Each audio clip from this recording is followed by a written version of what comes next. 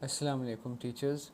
This video is a tutorial on signing into Zoom and hosting live sessions on Zoom.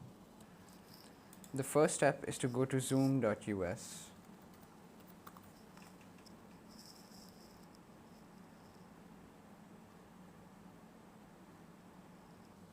Next, we will click sign in.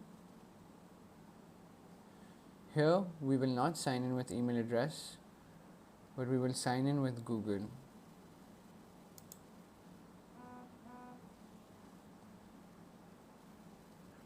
All teachers have been given an HHS Gmail account. You will use that to log in here.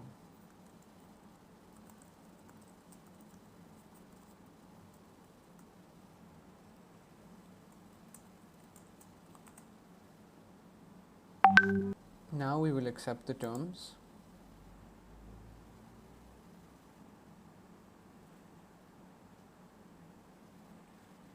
And confirm your date of birth.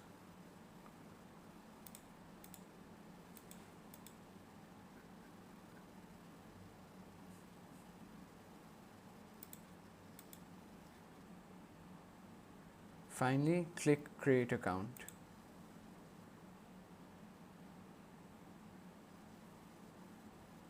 Now, let's look at how to schedule our live sessions or meetings.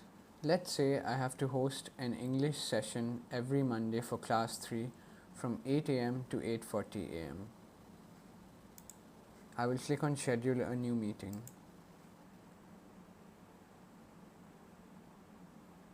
In the topic, I will write English class 3A and B and any other sections that will use this link for live sessions. Your co-teachers will also use this link. The ones who are teaching the lessons will join here and teach here, and you will be the host.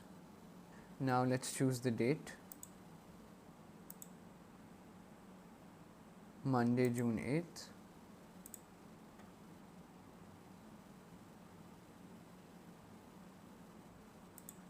(8 a.m.)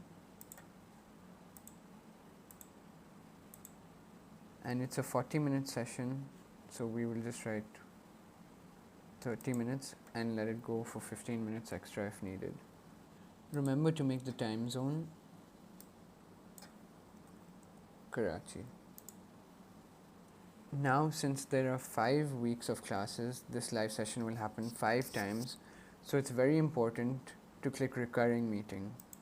Clicking recurring meeting will allow you to automatically schedule this meeting to happen on repeat. Let's set the recurrence to weekly because it's once a week. Repeat every 1 week, and since this class is on Monday, it occurs on Monday, and end date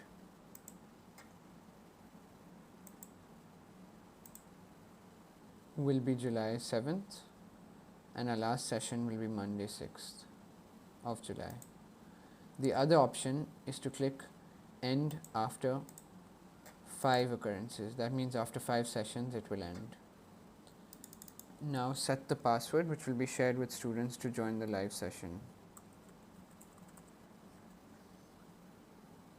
Since you are the host but your co-teacher will be teaching, you can keep your video off by clicking host video off and keep the participant video off so that less bandwidth is used. In meeting options, enable join before host should be off because we don't want students to join before the teacher. Mute participants upon entry should be on because we want the students to be muted when they join. Enable waiting room should be on because we want students to join the waiting room first so that then we can approve their entry. And record the meeting automatically on the local computer can be off if you have space concerns. But remember to try and record every session once it starts. Now we will click save.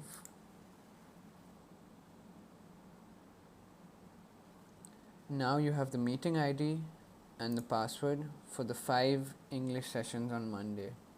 And this can be applied for whichever day you are hosting the session for whichever subject of any grade level.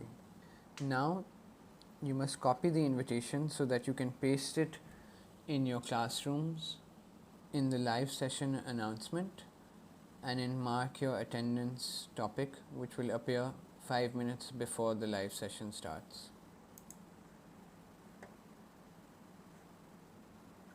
you can click copy meeting invitation.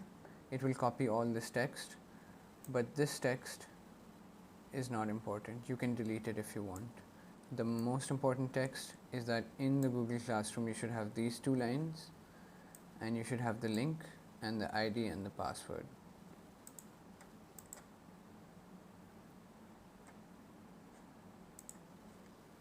Just to repeat, this invitation must be pasted when you reuse the announcement template and the mark your attendance template from the resource classroom.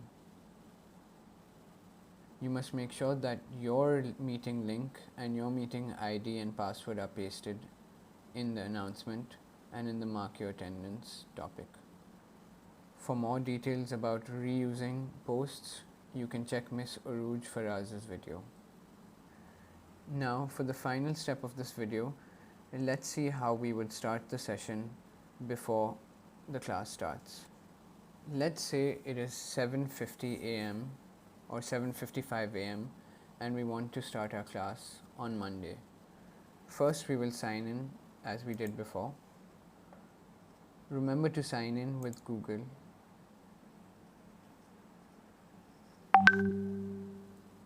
All you have to do now is at 7:59 or 7:58, if you want to start it a bit early, click start and Zoom will automatically open up and start the meeting. Please make sure that you do some practice sessions beforehand so that Zoom downloads on your computer and it's ready to go for your actual class. We hope this video was useful in helping you learn how to sign into Zoom and how to schedule meetings. In the next part, we will learn more about the actual hosting of a live Zoom session and what steps need to be taken. Thank you.